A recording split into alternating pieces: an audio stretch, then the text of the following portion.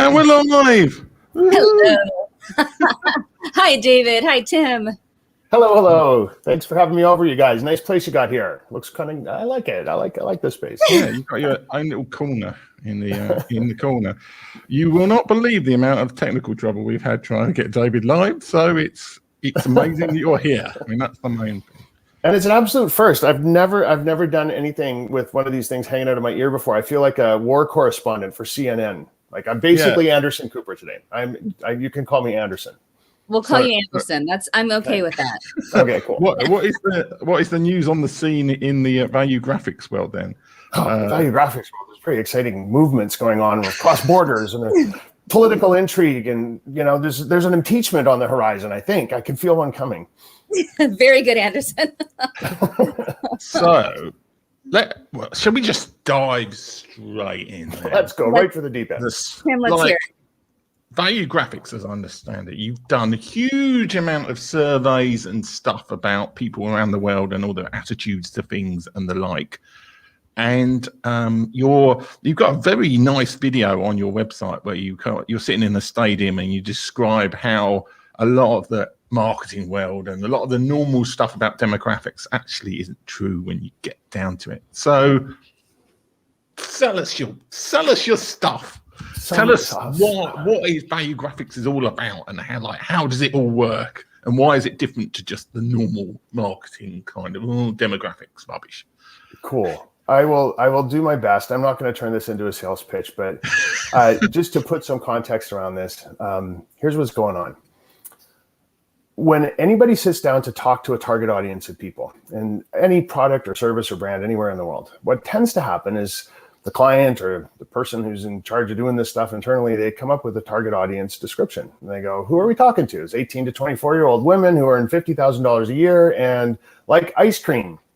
And so we're an ice cream brand and we're going to go and try and get them to buy our ice cream. And we know that they're 18 to 24 and that they're women and they earn $50,000 a year. Maybe they have a university degree and they're single. Okay, cool. And our budget to sell ice cream is $1 million.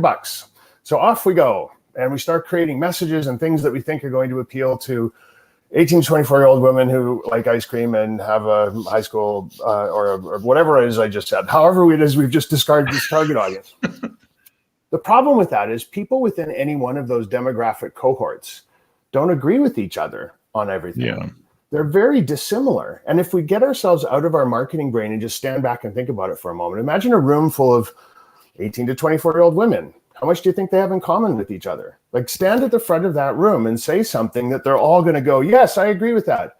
You can't, because they're all as different from each other as night from day and the colors of the rainbow and whatever other metaphor you want to use. So this is a problem. If we're spending millions of dollars, and in fact, around the world every year, we're spending trillions of dollars talking to groups of people that we haven't identified what they have in common, where we can actually say something that they're going to respond to as a group, then we're just guessing. And in fact, what we've done is gone and done the research to figure out two things. How often do people within any one of those demographic categories really agree with each other? That's the first thing we figured out. And then when we saw the dismal results, which I'll tell you about in a moment, we figured, okay, there's got to be a better way. How can we describe a target audience of people so that we know what to say so that that room full of people will go, hey, actually, you know what? I'm into that. I want that ice cream. So let me give you a couple stats. I was going to show a bunch of charts and stuff today, but charts are boring. So I'm just going to try and talk through this and stay as entertaining and engaging as I possibly can, which is sometimes hard. But if we look at, let's talk about millennials. Everybody's spent the last 20 years trying to figure out how to change everything in the world for millennials because there's some kind of unicorn in the enchanted forest that we've never seen anything like a millennial before. They need different kinds of marketing, different kinds of engagement at work, different kinds of, everything has to be different for the millennials. Well, we've measured 436 different things about being human. 56 of them are our core values, and then a bunch of wants and needs and expectations. So there's 436 metrics in this global database we've built. There's 500,000 surveys in this database we've built from around the world. We're accurate in 180 countries. We've used 152 languages. This thing is so accurate. It's more accurate than you need for a PhD from Harvard. The world's first database of what everybody cares about. Can we swear in this show? Yeah. Yeah, I think so. Okay, because they come out every now and then. It's a database of what everybody on the planet actually gives a fuck about. Yeah. That's like the more interesting way to talk about this thing. It's what our values are, what we care about.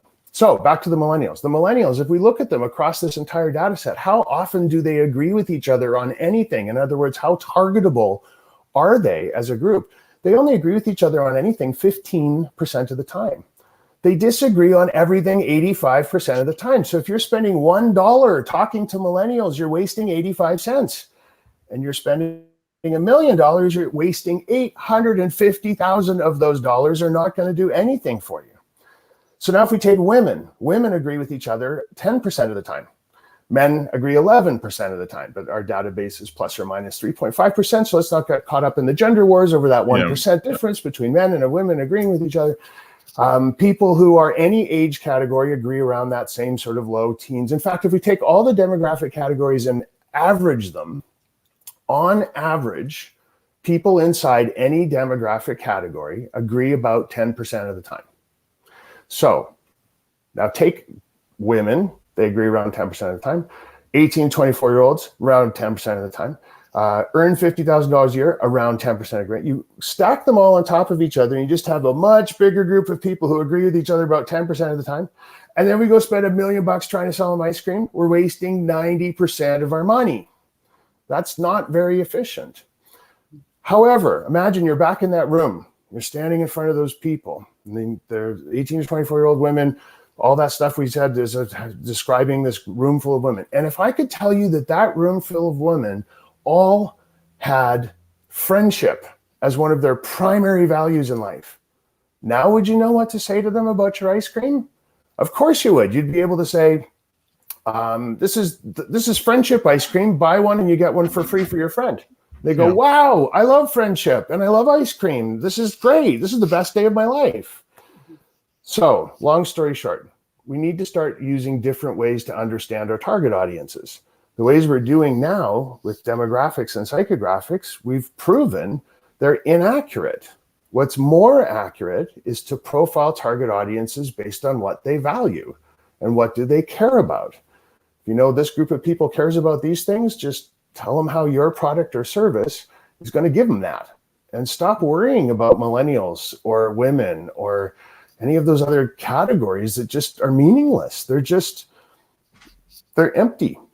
So, boy, there was a big ramble. I've had a lot of coffee. It's early morning here in Vancouver. So I'll stop now so you guys can get a word in edgewise. How about that? It's early here too in San Diego. So I appreciate that. What is the importance of values? Describe that, because I'm thinking story, and you start feeding storylines. Then you start telling a story to your audience. So the importance of values in terms of what does it do to a human? Like, absolutely. How are we? Okay, cool. Great question. You look at all the different fields of human behavior science, from neuroscience to psychology to sociology. Everybody in all those different fields agrees that what we value is basically the operating system for being a human being. We spend all day running around chasing stuff that we care about and running away from things that might hurt those things we care about. So if family is a really important value and something comes along, the neuroscientists will say, well, gee, if family is one of your values, you're biologically hardwired through your prefrontal cortex to chase that thing because it's good for you. And if something comes along that may harm family, the neuroscientists will say, well, your prefrontal cortex is going to make you run away from that and avoid that thing. So you can't help it. As a human being, you're going to chase your values all day long. So if we know what the values are of a target audience, it's like dangling the ultimate carrot in front of that target audience and saying, we have exactly what you want right here. Instead of saying, you're a millennial, so you must like technology. Well, you know, some of them will.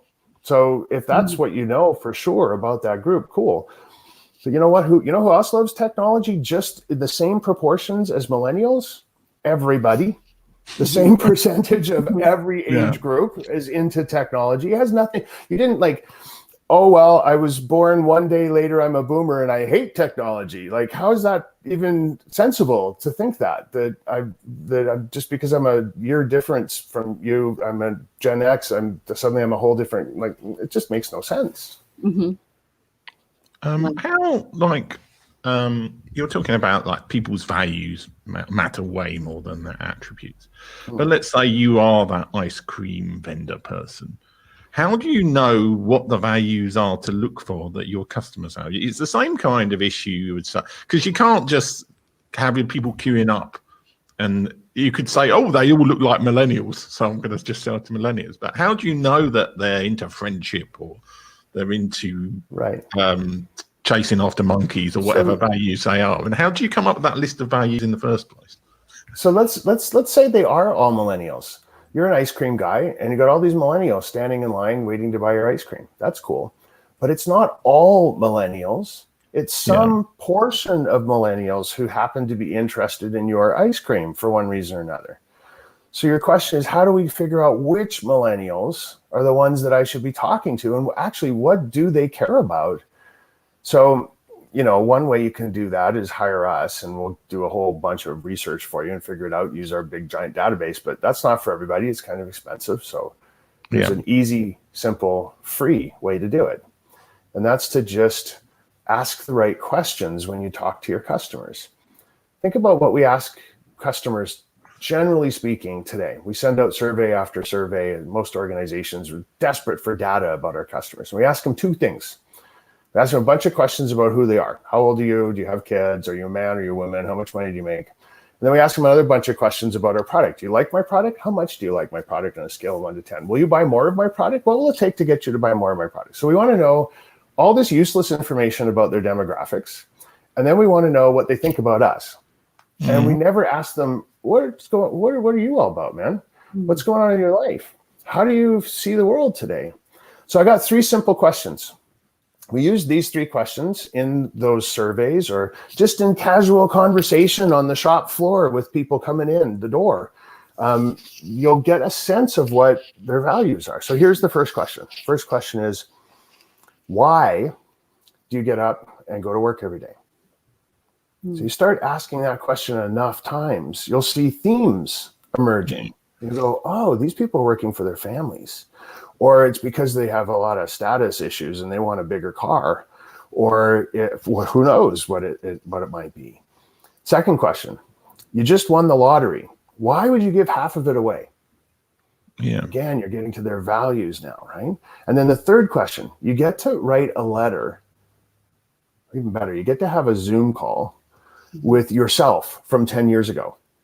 So your 10 years ago self, what would you say to your 10 years ago self and why? So if you ask those 3 questions, use your own words, make your own version of those. But what we're trying to get to is the core reasons that trigger people to do important things in their life, the whys. Simon Sinek and his whole thing, it's get to the why. Yeah. Here's how to get to the why. And now we have a database that can identify with this kind of crazy statistical accuracy what the why is for any target audience so that you are able to speak into that why. You can use that as the way to form messages and positioning and themes and whatever it is you're out there trying to do. What matters most? What matters to you? Yeah. Hi, Tim. Our friend Tim Sohn is saying, shout out from the Duncan man. Hi, Tim. That's awesome.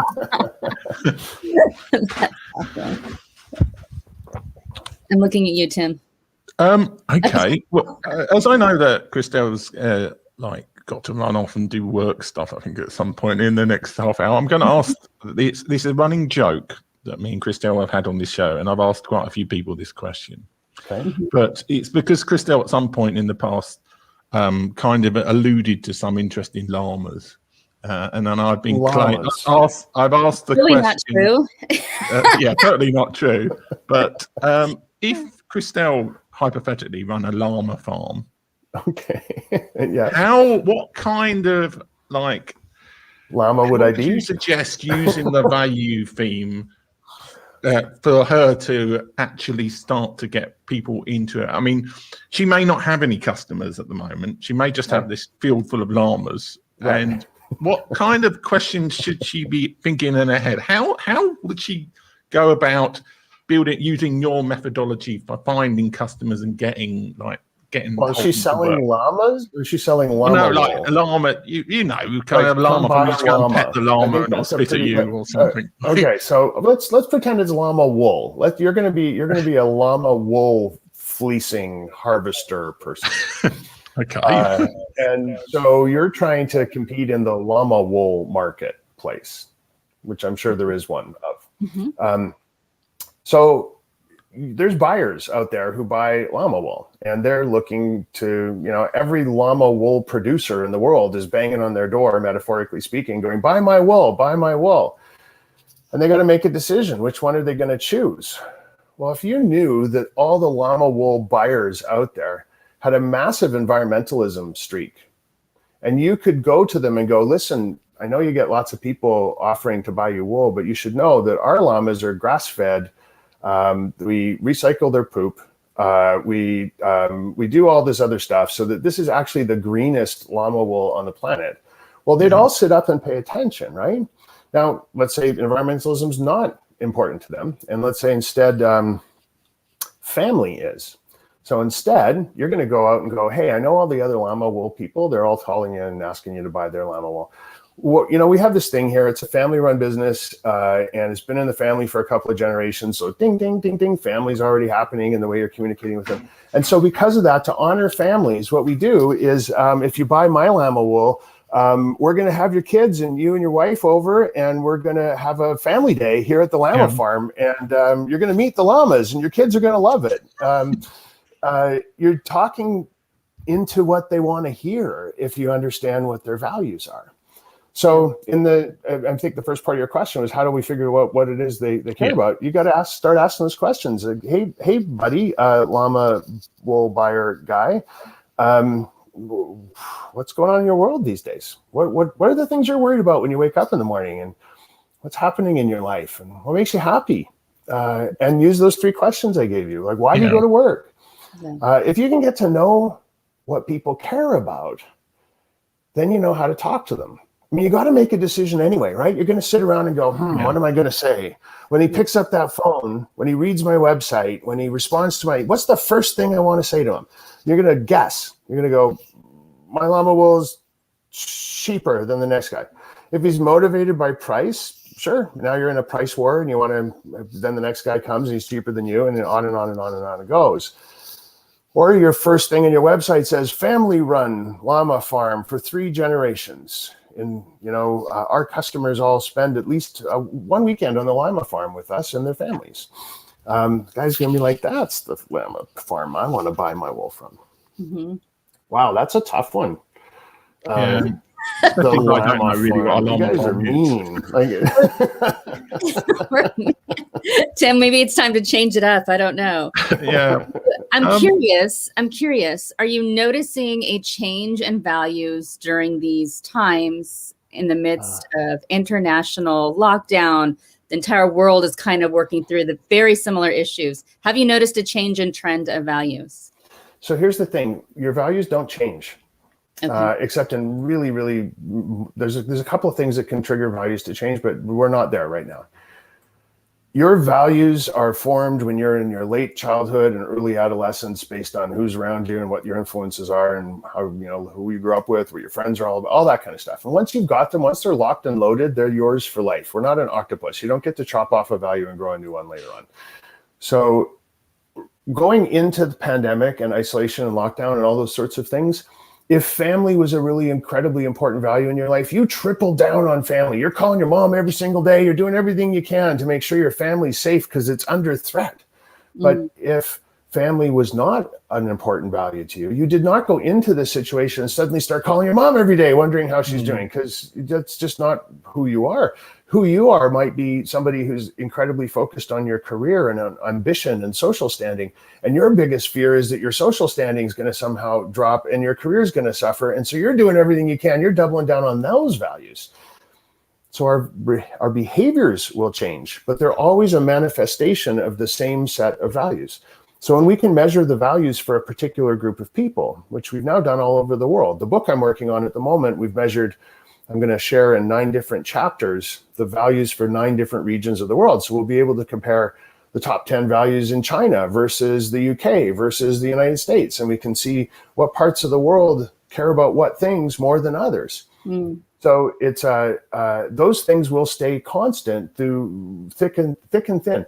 How people react, however, how those values will make themselves known is up for grabs, depending on what's going on around you. Okay. That's interesting. Have you noticed that around the world, people have similar values? I mean, go ahead. Yeah, I mean, yes and no. There's only 56 values. So when you think about the fact that every single human behavior and emotion is triggered by one of those 56 things, everything that everybody's doing today is coming from one of 56 places. It doesn't seem like very many. So are we similar? Yeah. The things that show up at the top of the list in various parts of the world tend to be fairly consistent. It's, I'd say the number one and number two around the world are family and belonging. Mm. We all want to just fit in with each other and feel like we belong somewhere, and we all care for our families very much. But in some parts of the world, it's very different. There's the odd, there's outliers. There's always outliers, right? Mm. We see, what's a good example? Well, in the Middle East, after family, morality is the next most important thing, not belonging. And in Africa, community is right up there at the top of the list, where it's not so much in other parts of the world. I've talked to people in Africa about this, and a wonderful woman there named Nakonde. And Nakonde helped me understand that the sort of collectivism that's part of African culture makes family part of the community. So answering family feels like, if that's, what's the most important value in your life? It can't be family, because that's leaving everybody out. If I say community, however, family's in there. So got everybody covered. So family falls down the list because I've already kind of included them when I'm talking about the things that are important to me, because it's all about all of us in Africa. So it's been fascinating watching these charts and graphs and data change from one part of the world to the next. And it's even more fascinating when we come down to the product level.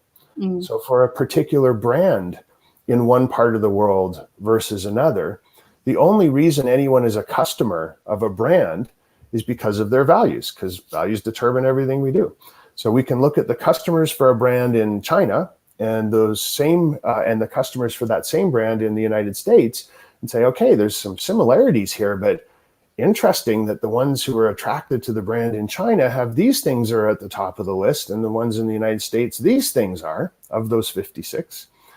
So this brand should be doing two different things in those countries, where this other brand could probably do the same thing in both countries because they're more closely aligned. I feel so lucky. I get up every morning and I get to play with this data and help organizations understand how to connect to their customers based on what they care about. And that's not just for branding and marketing and the business world, but for the whole world.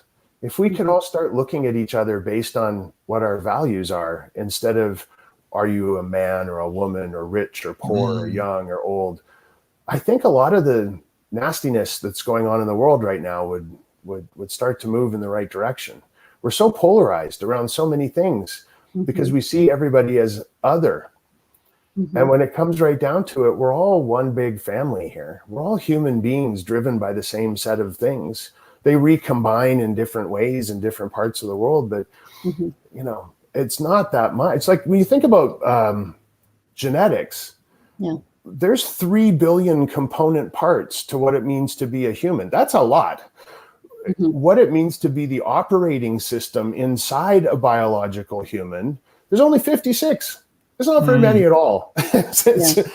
We can only be so different from each other when there's only 56 different ways for a human to express themselves. This is fascinating because you're proving a point that we really are more alike than different. Oh yeah. And that, to me, to be able to actually prove something that so many of us like to say, and to have this thing that you do. Can you tell us a little bit more about your book? Is it in the very beginning stages? Is this something we can talk about yet? Oh yeah. Well, I mean, I can talk about it all we want. I'm still writing it. I'm going to guess handing over the first draft manuscript in the next 4 to 6 weeks.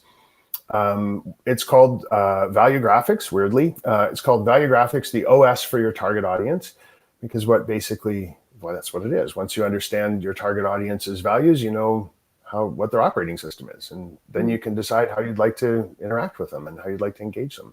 Mm-hmm. So in the book, we go through all the different regions of the world. We also broke the world up into 15 archetypes, and we include a little quiz that you can use for your target audience. So this is a little better than just asking those 3 general questions. Yeah. If you use this little quiz, it'll tell you which of these chapters is most applicable in your situation. And it'll work for marketers anywhere in the world. It'll come out, I'm guessing, end of the year, maybe first part of the year after. But if people are interested and they want to, a couple things, you can follow me on LinkedIn, because that's kind of where I live. And valuegraphics.com, you can sign up there, and trust me, I will not be shy when it's time to start promoting the book. Everybody, hopefully on the whole planet, is going to know about this. Because as you can see, I'm a retiring wallflower, very quiet, and I have a hard time talking most of the time. So yeah, the book's going to be fascinating. I can't wait to. I mean, it's never been done before. We've never had a map of the world that shows what everybody on the planet cares about. That's kind of a cool thing, just that, let alone that it's useful for everybody who's out there trying to talk to a target audience. Yes, I'm absolutely fascinated, aside from the target audience, just that what you've grasped, that we are more alike than different, and how and who can we be learning from? Who can we in America and the UK be learning from outside of our bubble? Let me give you an American story, because I like to poke the bear sometimes with a stick. I profiled people who watch CNN and people who watch Fox. And this was about 2 years ago, in the middle of your last president's term of office. And I thought it might be a way for me to get some press coverage, to be able to go out there and say, oh my gosh, look at these people who are fans of this television station and fans of this television station instead. And then I had to put the data away when I got it, because kind of the same people. Their values manifest themselves in different ways, as we've seen. But what they really care about at their core, very similar. So similar that there really wasn't a story. So as much as America feels divided right now, I know that you'll get to a good place at some point, because you all believe deeply. Your values are very, very similar to each other. So I have a lot of hope that it's going to get better as time goes on, because at the root, you're not as divided as you might think. That's interesting. Britain's obviously screwed, but yeah, you guys have no hope for you. Good luck, UK. Yeah, no, it's a really lovely thing when I look around the world, and here's the big story. The reason I get up and work every day, and Josh, who you've met briefly, helping me with technology, and everybody else on our team. It's only been in the last few hundred years that technology has come along and made it possible for all of us to be the best version of ourselves that we can be. Up until a few hundred years ago, demographics were our destiny. We had to behave as a young woman in a small village in rural France. If you did not start having babies by the age of 15, you were not pulling your weight, and there were penalties to pay. Everybody had a role, and it was dictated by your demographics. A couple hundred years ago, that started to change as technology made it possible for all of us to sort of live the lives we want to lead, and demographics are no longer our destiny. But the world that we created a few hundred years ago, and even further back than that, is still out of touch with this. So you look at the big institutions, democracy, financial world, banking, politics, religion, education. These institutions have changed so slowly, and we've changed so quickly because of technology. So we are out of alignment with reality. Our values do not match the world we're living in right now. And the only way we're going to close that gap and get to a happy place and be happy people living in a reality that matches what we actually care about is if we know how to tell people what we care about. We have to be able to define it so that the world can catch up to us. So now we have a data set that will allow us to do that. Instead of it being a politician standing up and saying, the values of the people of this country are X, Y, and Z, we can go, no, I'm calling bullshit on that. They're not. We have the data that says, here's the values of the people in this country. So you can't change your mind every 20 minutes based on the rules you're trying to push forward in the political sphere. You have to, you don't have to, because, I mean, who am I? But we have data available. If you actually want to know what the people in your country or your jurisdiction care about, we can tell you that. And then if you just gave them that and stopped focusing on other ways of looking at that world, you'd actually be serving the people you were elected to serve. And I think we'd end up with a much smaller gap between what we care about and the reality that we're living in. Big, crazy, hairy goal, but maybe at some point the whole world can start. You know, my line is always, if we're going to change the world, the first step is to change the way we look at the world. And that's where it all has to begin. Yeah. And I think that's probably a great way to end the show. As we're a few minutes over as well. Absolutely. And let's not forget, we see your website, valuegraphics.com is where our guests and viewers can find you. Anywhere else we can find you on the net? You said you're on LinkedIn. Yeah, David? I live on LinkedIn pretty heavily. I mean, I've got a presence on Twitter and Facebook and Instagram, all the places you're supposed to go. If you like Instagram, I'm YVR David. YVR, the call letters for the airport here in Vancouver. So YVR David is who I am on Instagram. Twitter, I don't know. I feel like Twitter is just like sort of screaming into a full bar of people who are all drunk. So I don't spend a whole lot of time thinking about Twitter these days. I'll yell into the room every now and then. But yeah, LinkedIn, Instagram, and the website are probably the best places. And I'd love to connect to people who are keen to think about the world in a different way, because boy, oh boy, thinking about it the way we do right now hasn't been really working really well for the last little while. Thank you, David. This was fascinating. I appreciate your perspective and what you shared with the audience. Tim, so good to hang out. And thank you, Tim Stone, and our friends who came and watched and will watch in a little bit. So thank you. Have a great day. Thanks, everybody. All right.